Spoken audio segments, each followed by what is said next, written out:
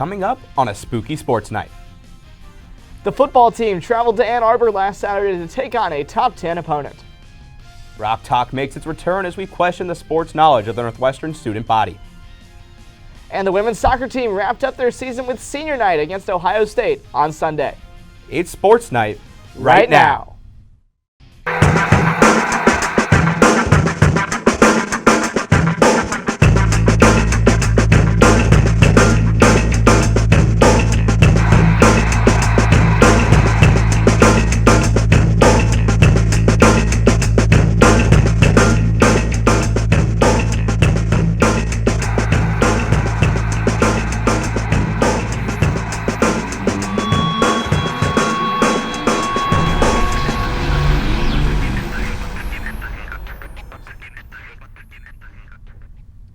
Welcome to Sports Night.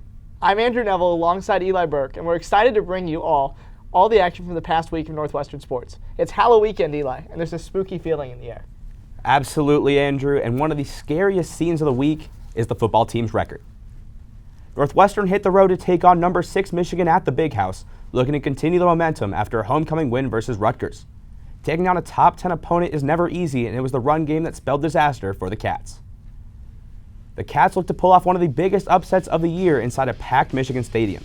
The undefeated Wolverines are always a tough team to beat, especially with a massive crowd. We pick up the action in the first quarter where All-American safety Brandon Joseph zips through the line untouched like a ghost to pick up a sack. Still scoreless into the second frame. We find Michigan running back Blake Corum plunging into the end zone from a yard out to give the Wolverines a 7-0 lead. Michigan ranks 5th in the nation in rushing, and they put on a clinic here in Ann Arbor. Following a Michigan field goal, Evan Hull takes it 75 yards to the house with speed like he's running away from Michael Myers. All but 6 of his rushing yards on the day came on this one play. Cutting the lead to a one-score game, there was promise on the Northwestern sideline to pull off the improbable. However, these would be the only points scored for the men in purple. On the following possession, Cade McNamara fires out a swing pass to Mike Sanderstill, who gets immediately met by Coco Azuma to force a red zone fumble. The Cats' big stop before the break sent them into the locker room only down by 3. Michigan returned to the second half with a different mentality as they marched down the field to open things up. The drive was capped off by Blake Corum bursting up the middle, finding the end zone for his second time of the afternoon. On the following possession, Northwestern looked to be in trouble, but not until Evan Hull grabs a screen pass and picks up 26 yards on 3rd and 16. The Cats get all the way into field goal range until Carly Kubander must have gotten spooked as he hooks a 39-yard field goal. Kubander is now 4 of 9 on his field goal tries this season. Heading into the final quarter, there was not much to cheer about for Northwestern fans. Michigan continues to pour it on from the ground. This time it's Hassan Haskins' turn to score as he punches this one in from the 4. His second touchdown of the day extends the Wolverine lead to 33-7. That spelled the end for the Cats as they fell on the road to drop their record to 3-4. Northwestern returns home looking to bounce back from this crushing loss for a matchup this Saturday afternoon against Minnesota. We now welcome into the studio WNUR Sports Sports Director John Volk, who is on the call in Ann Arbor for that game. John, how are you doing today? I'm great, Andrew. Thank you for having me. Despite the lopsided final score, the Wildcats managed to hang around throughout the first half, only entering the break trailing 10-7. What did the Northwestern defense do right during that first stanza? Well, Andrew, first of all, I'd argue that first half was some of the best defensive football Northwestern's played all year long. And I mean, even towards the end, there are some things that are a little reminiscent of last year's, really impressive campaign by this defense. You think about the timely fumble recovery at the end of the half. I mean, that's something that Northwestern was able to come up with time and time again in 2020. It really looked like a defense we hadn't seen from the Cats this year. Just the way they were flying to the ball, staying in their assignments, keeping everything in front of them. One of the things that's really killed Northwestern this year has been, the long chunk plays. Northwestern didn't give up a play over 26 yards all day. So the speed, the discipline of the defense, keep everything in front of them, as I said, was really on display in the first half, as well as the ability to come up with that timely fumble recovery at the end of the half. Ultimately in the second half, you see how much it can put on a defense to have Blake Corum and Hassan Haskins running down your throat all game long. And that ultimately got away from Northwestern. But to stay that close, as we mentioned, just a 3-point game at the half, is really an impressive showing from this defense that struggled a lot through the early part of this season. It is for sure. Some could argue one of the better halves of football played by this Northwestern defense this year. And now switching sides of the ball to the offense, the Wildcat rushing attack was largely shut down by Michigan, save for Evan Hull's 75-yard touchdown run at the end of the first half. What can the running backs do to get back on track this weekend against the Golden Gophers of Minnesota? Yeah, I mean, this is a problem that's gone back a couple weeks at this point now. Coming out of that Rutgers game, Evan Hull just 2.1 yards per carry in that, still a nice win for Northwestern, but again, only 6 yards outside of that, albeit really impressive 75-yard touchdown run. And the thing you really have to keep in mind that we haven't talked about enough on our airwaves is that this is a Northwestern team that was expecting to come into the year with a different starting running back in Cam Porter, and you bring in Evan Hull perhaps on third down, get him going in the receiving game, and Cam Porter was going to be that first down, early down back to really pound away up the middle for Northwestern. And we've seen Pat Fitzgerald, Mike Bajakian try and do that a little bit with Evan Hull, trying to really run him up the gut. But that's not the way that Evan Hull is going to be the most effective for this team. He brings a lot of speed. He brings the receiving ability that Northwestern has lacked in the past. And so I think that's what Northwestern needs to do, is get him the ball in space on screen passes. You saw it in the highlight reel that we played here. Took that pass about 26 yards downfield. He's got the speed to get it done in space, make guys miss in space. But he's not going to be successful, especially behind this offensive line and getting it done going up the middle every play. So again, get Evan Hull the ball in space and let him do his thing. One final question for you. What has become an all-too-common trend in recent weeks? Northwestern was hamstrung by a missed field goal from Charlie Kubander, dropping into 4 for 9 on the season. Do you think it's time for the Wildcats to make a quick kicking change? I don't think I'd go that far, but you really can't understate how devastating that missed field goal was for Northwestern. As we talked about, came out of the half, 3-point game. Michigan goes down the field, goes up 17-7. Northwestern puts together one of its better offensive drives of the game, strings out 12 plays, about 60 yards. If Charlie Kubander makes the field goal in that moment, stays a touchdown game, but the miss, Northwestern falls behind 10 points, and then Michigan is able to just really run away with it from there. So you have to wonder, if he makes that kick, does Northwestern come back, win that game? I'd say probably not. But with the way the game was trending, all momentum was in Northwestern's favor, and really it came out of the sails in that moment. So I don't know if I'm ready to say it's time to make a change at kicker, but Charlie Kubander's now under 50% on the year.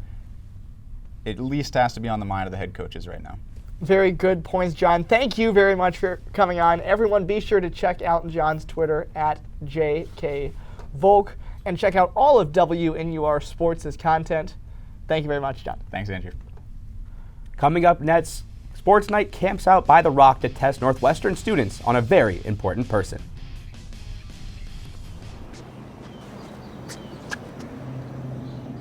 Here is my handle and here is my spout. When I get all steamed up, then I shout. Tip me over and pour me out. Oh. The smallest moments can have the biggest impact on a child's life. Cheers. Take time to be a dad today.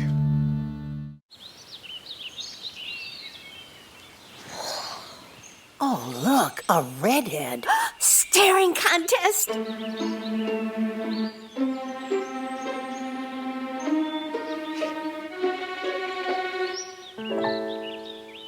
You still got it. I know. Come alive with the forest. The dad was cute. You were looking right at us. Visit discovertheforest.org to find a forest near you. A boy born in Joplin, Missouri was fascinated by anything with wheels and a motor. The odds of him winning both the Daytona 500 and the Brickyard 400 in the same year, 1 in 195 million. The odds of a child being diagnosed with autism, 1 in 68. I'm Jamie McMurray, and my niece has autism. Learn more at autismspeaks.org/signs. Wow, these are really good. You act surprised.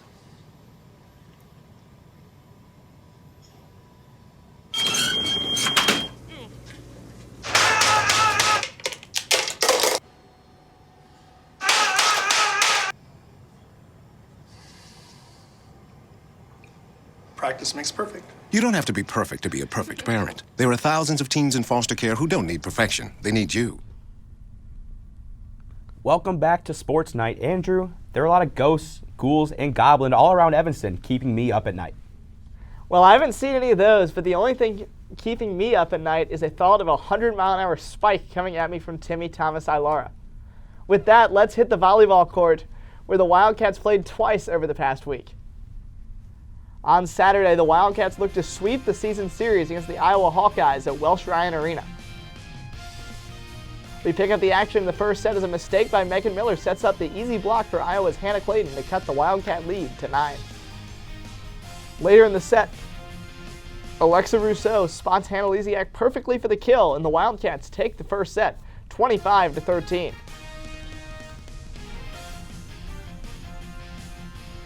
On to the second set, the kill attempt by Timmy Thomas Ilara blocks the kill attempt by Courtney Buziero to give the Cats a 14-10 advantage.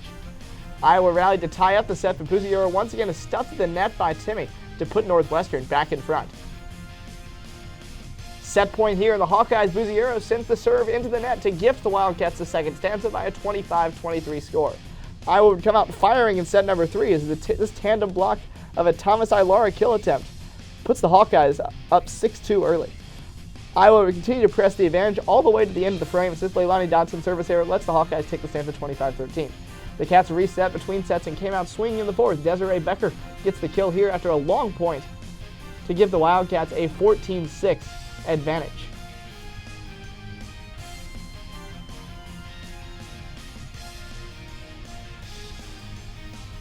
Northwestern did not fade over the rest of the set, and Iowa's Addie Vanderwade sends this kill attempt into the net, allowing Northwestern to take the fourth set 25-17, and the match 3-1.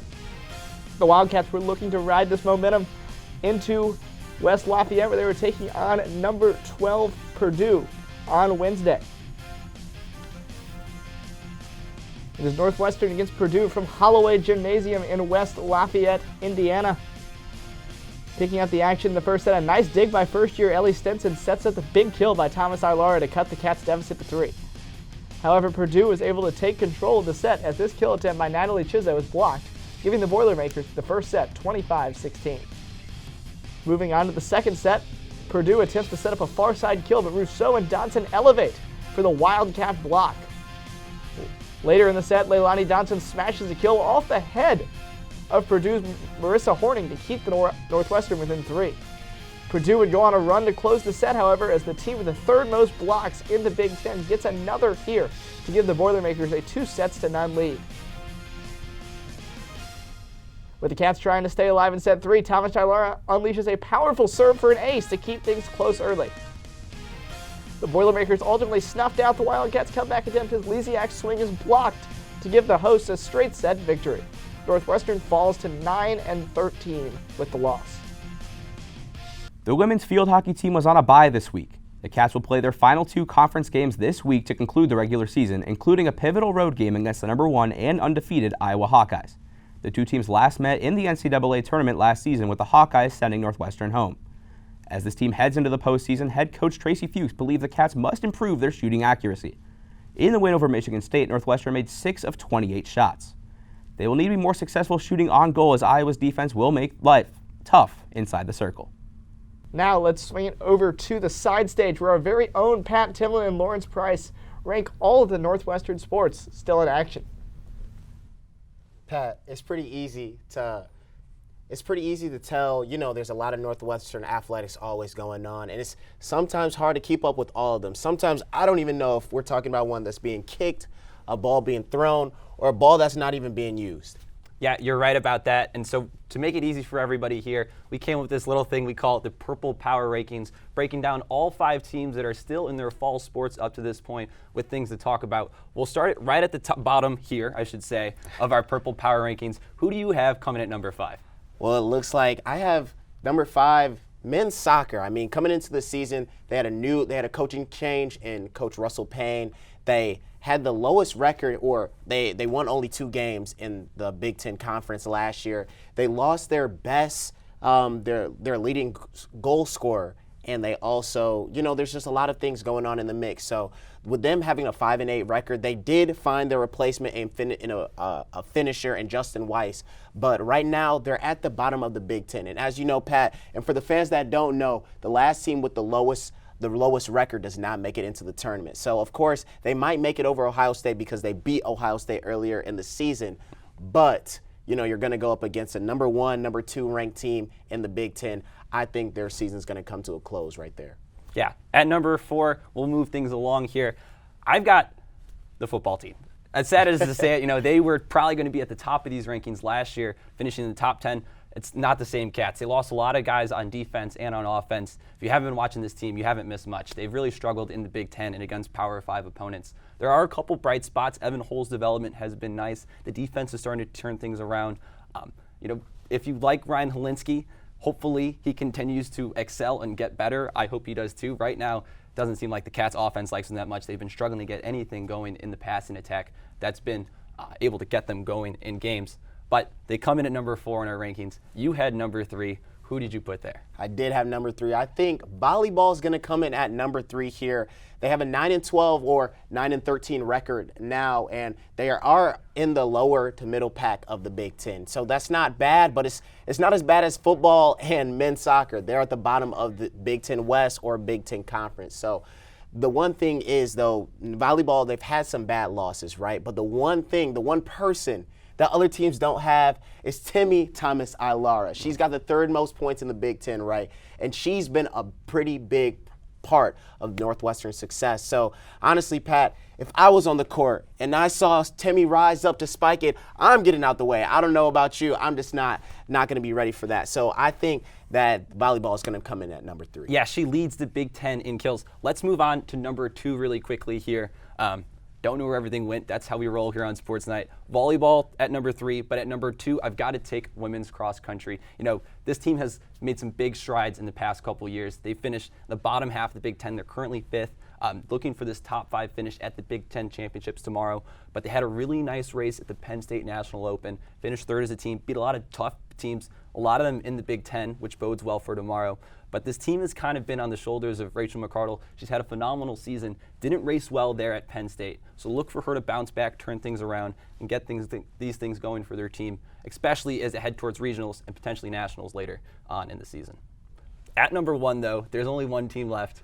There's only one team, numero uno. We already know what the deal is, right? It's going to be field hockey. Now, if you watch Northwestern Athletics, you know this is a no question. Tracy Fuchs squad, they're number 7 in the country in the toughest conference. It's not even arguably, right? It's the toughest conference in the nation, right? They come in at number 7, and the team is 3-3 in conference play. But like I said, the toughest conference. They have one of the best electric offenses in the Big Ten. They have the number 1 in goals, right? And 3 of those players on the squad, including Bente Bakers, are top 10 in goals. So if they can keep pushing that offense forward, that 3-3 is going to turn into a little more 4-3, 5-3, 6-3.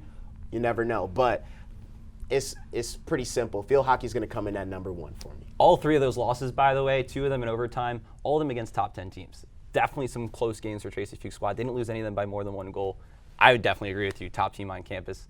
This is how we break them down. If you disagree or have some feelings that you want to share with us, feel free to share it on Twitter at NNN Sports. But for the Purple Power Rankings and Pat Timlin, Lawrence Price, back to you guys. With Halloween here, the trick-or-treating mood is running high, especially with us here at Sports Night. We thought we could get a treat by tricking the members of the student body. Miles French brings back the highly acclaimed segment, Rock Talk. Hey everyone, I'm Miles French with NNN Sports Night, and we are asking people here at The Rock, what number does Pat Fitzgerald currently wear on the football team? I don't know, sorry. No, just take a guess. Any guess. 12? 12? Yes. No, that's not right. Do you want to know the right answer? He's the head coach. Oh, my bad. Who's Pat Fitzgerald? I don't know who Pat Fitzgerald is. He's really important. I don't know his number either. Take a guess, please. 52. Oh, so close. Really? Not correct. You want to know the answer? Yeah. He's the head coach. Oh. Pat Fitzgerald's number on the football team is 5. 5? No, that's not right. Do you want to know what the right answer is? Not really. 12. 12? Yes. I mean, you have a different guess? I'm gonna go with 32. Guys, both of you are wrong. I'm so sorry. I've got Ben here with me. Ben, big question. On the football team, what is Pat Fitzgerald's number? He's the coach. That's right! We have the first right answer of the day. Great job. Let's go. Thanks to all the contestants for participating. I'm Miles French, sending it back to the desk. Last Saturday, the men's swimming team and diving team faced UIC at home. The Cats took first in both relays, sweeping the 200-yard medley relay for second place as well. Olympic medalist Federico Burduso assisted both of Northwestern's winning relays and won the 50-yard free. Junior Ryan King and seniors Andrew Zhang and Connor Lamastra each won 2 events for the Cats. The dive team also had a great showing, thanks to junior Henry Shermer winning the 1 meter and senior Evan Labuda taking the 3 meter. The Cats will next compete November 18th at the Purdue Invitational in West Lafayette. The women's swimming and diving teams are the Queens of Illinois, after defeating the Illini and the Flames at home last Saturday. The Cats dominated the relays, winning the 200-yard medley and 200 freestyle. Sophomore Lola Mole dominated in the distance events, taking first place in the 500 and 1,000-yard freestyles. Senior Maddie Smith also had 2 first-place finishes on the day in the 100-yard freestyle and butterfly. On the boards, junior Jay Patrick won the 1-meter diving contest and junior Marky Hopkins won the 3-meter. The Cats will be back in the pool November 18th for the Purdue Invitational in West Lafayette. After this break, find out how both soccer teams fared in a busy past week. If you want to be a parent, it doesn't matter how you play, what you wear, how you dance, or even what direction life takes you.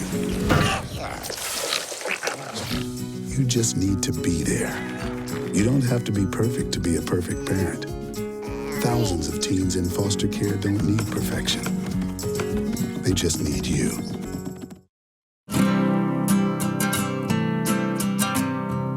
Every day across America, excess food is gathered by a network of good people at local food banks, giving hope to millions of children who struggle with hunger. They've earned their wings, and you can too. Together, we can solve child hunger. Support Feeding America and your local food bank at feedingamerica.org.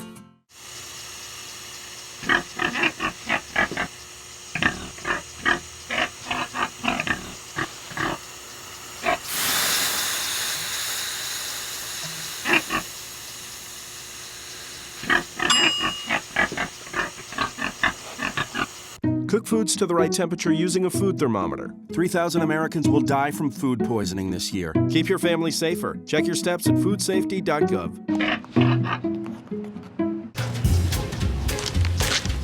Really?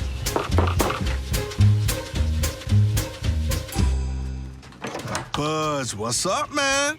You left some leaves burning out here. Yeah, I just came in just for a second. Come on, man. If it's too hot to touch, it's too hot to leave. You could torch the whole neighborhood. It's a good point there, Smokey. 9 out of 10 wildfires are caused by humans. Only you can prevent wildfires. Welcome back to Sports Night. Andrew, how are the soccer teams setting up for the postseason? Well, Eli, both teams certainly have work to do. Let's start on the men's side. Only 2 games left on the pitch for the Wildcats as they gear up for the postseason. Every match matters. Let's see how they did this past week.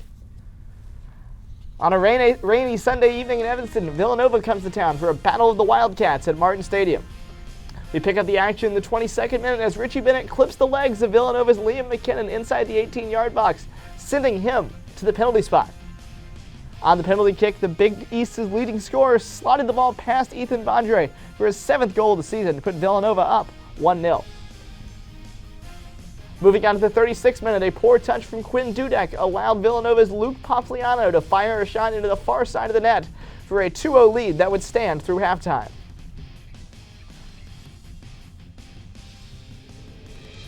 Early on in the second half, Vicente Castro tried to get the Cats within one, but his free kick is parried away by Kent Dickey to keep the Wildcats off the board. As the weather got worse, Northwestern failed to generate any great chances the rest of the way, and Villanova walked out of Evanston with a 2-0 victory. The men wrap up their season at home next Sunday against Michigan State. It was a difficult week for Northwestern women's soccer, especially the offense. Michael Moynihan's team played its final 2 games this week in its quest for a spot in the Big Ten tourney. The Wildcats hit the road looking to steal a win from a ranked Purdue team in West Lafayette. About midway through the first half, the Boilermakers worked the ball up the near sideline incredibly well before midfielder Emily Matthews crosses a perfect pass into the box, where Sydney Duarte is able to bury it. Let's look at that one again. The ball is placed perfectly on the right foot of Duarte, where she can blast it by keeper Mackenzie Wood, and Purdue went up into halftime up a goal. One of the last gasps for the Cats, and Meg Bodie is in control. A tough ball to Reagan Steiglitter before Emma Phillips rips one that goes just wide off the cage. In the final 10 minutes, Purdue has a golden opportunity to double their lead as Ali Mosalem breaks loose, but she is met by the sliding body of Mackenzie Wood, making an unbelievable save and holding the deficit at 1. Northwestern could not regain any offense, however, as they fell on the road against a top 20 opponent. With their backs against the wall, the Cats needed a win against Ohio State to have a shot at the postseason. Northwestern returned home on a rainy day to honor their seniors and looked to make a last-second tournament push. In desperate need of a victory, the conditions were tougher to get by than the opponents themselves. First 10 minutes of the second half, striker Kayla Fisher tests her strength from outside the box to give the Buckeyes a 1-0 lead. Later on in the second half, Danica Austin is called for a foul on this slide tackle inside the penalty box, spelling disaster for the Cats. Ohio State took to the penalty dot to try to double their lead. It's the responsibility of Sydney Jones as she rolls one into the bottom left corner to extend the Buckeye lead to 2. Approaching the final minute of the game and likely the season for the Cats as Josie Alessino takes advantage of a loose ball in the box, finding Reagan Steiglitter for a goal in her final game as a Wildcat. Northwestern had one final shot, but the final buzzer sounded, ending the Wildcat season. They ended with a record of 7 wins, 9 losses, and a draw, and missed the postseason. This past weekend, 4 members of the Northwestern men's tennis team traveled to East Lansing to play in the ITA Division I Midwest Regional Championship. Senior Trice Pickens excelled, making it to the semifinals in a singles draw that started with 64 players. He was knocked off by Ohio State's J.J. Tracy. Grad student Brian Berdusco, along with seniors Simon Brathholm and Stephen Foreman, rounded out the Cats roster. Foreman had advanced to the round of 32, but Brathholm and Berdusco were each defeated in the round of 64. In the doubles draw, both duos got victories and reached the quarterfinals. Senior Hannah McLaughlin and freshman Sydney Pratt made quite the pair in Columbus this past weekend as Northwestern women's tennis advanced to the Super Midwest Regionals hosted by Ohio State. The doubles team upset the number 1 seed by a score of 8-5 in the semis before ultimately losing to an Ohio State team in the finals. As for the rest of the Cats, the number 3 seed in singles, senior Clarissa Hand, made it to the semifinals, and sophomore Maria Sucharina reached the quarters. But the season is not over as finalists McLaughlin and Pratt will progress into the ITA Fall Championships next Thursday, the 4th in San Diego, California. The women's fencing team competed in Philadelphia this past weekend at the Temple Open.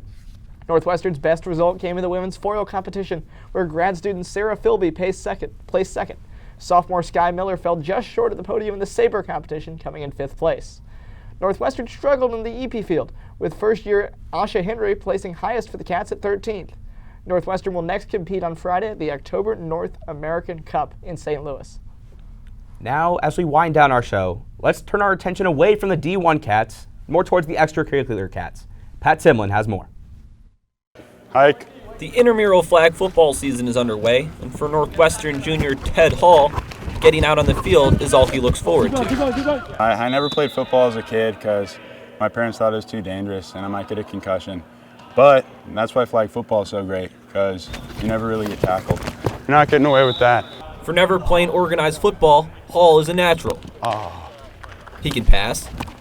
I'm looking for the open guy. I'm a pass first quarterback, and then... That's what I'm talking about. He can run. If I see no one's open, I try and create with my legs. And he can give his all. Try not to throw interceptions. Try as they might. Oh my gosh. Their team name of Untactical Whiskey Richards might describe their play a bit better. Well, when we want to perform, we don't. As they went down 2 scores deep early in the first half. Oh man. But Hall doesn't let losing bring his teammates' spirits down. Our blitz is nasty. Our blitz is nasty. Oh, Ted is the heartbeat of the team. Whenever we're in trouble, we can always count on his electric pace to get out of tough situations with the scramble. He just makes it work. And he had one play when he wasn't at QB. He was that wide receiver, and that was our only score of the game. So we owe it all to Ted. Hall knows it's not all about himself, rather the true spirit of IMs. To the casa! To the casa! The team spirit is definitely just lightheartedness. We're all just here to have fun at the end of the day. So win or lose, like we always come out and just try and have the best time. At least we stopped them on every conversion. That's something. Yeah. Pat Timlin. Stay in your seat, grab some candy, and get ready for our favorite part of the week. Plays of the Week is coming up after the break. At Northwestern, we're Wildcats in every way.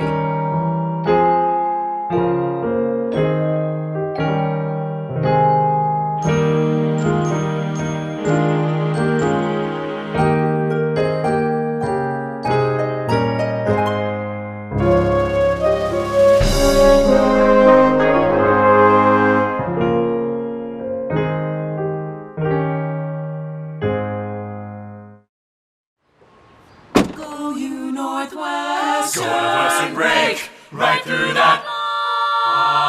With our colors flying, we will cheer you all to go. Go you Northwestern, fight for victory, sweet victory, spread for the fame of our fair name, and go Northwestern, win that game. Go Cats! At Northwestern University, we are pioneering innovation and achieving excellence across every imaginable discipline.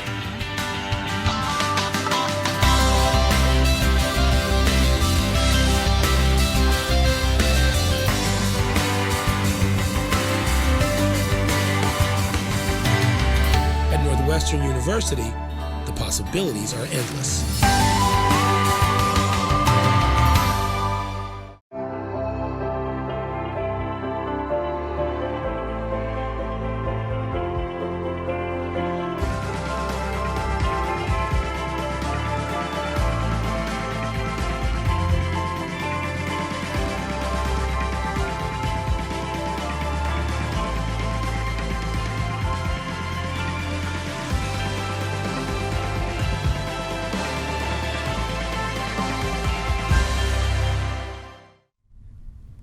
Welcome back to Sports Night.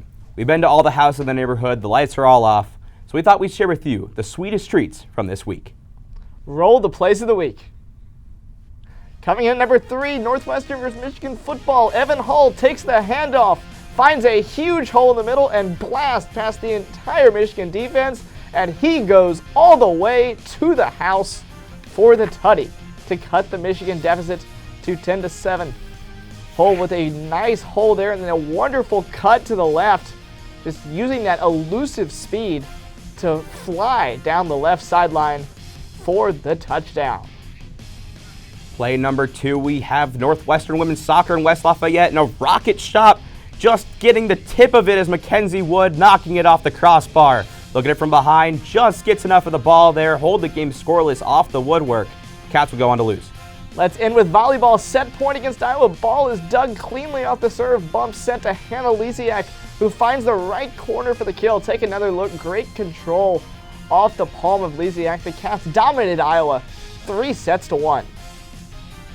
That's going to do it for us here at Sports Night.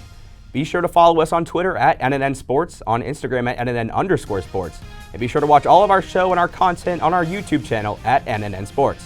For Andrew Neville, I'm Eli Berk. So long and have a very spooky Halloween weekend.